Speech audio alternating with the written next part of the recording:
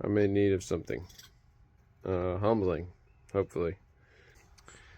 This just looks terrible all around. I'm in need of a shaving mule. So we'll make one. And I've never made one. I got some plans on here. I got this big slab of oak right here that I cut like 2 years ago. It's dry. I'm using a handsaw and a hatchet. Woo! Woo! All right, let's go. I got the basic bench part done. Yeah, I got that done. Oh my goodness. Pretty cool. Now I gotta see what the next step is. Don't know yet. Here we go, one step at a time.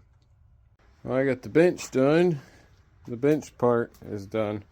Now I just gotta finish. Oh, just gotta finish getting this part done.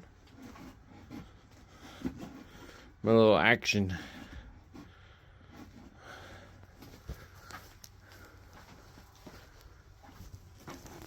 Yeah, I got my little action piece going here. Get that finished up. It doesn't look bad, but this works. Little foot piece on there.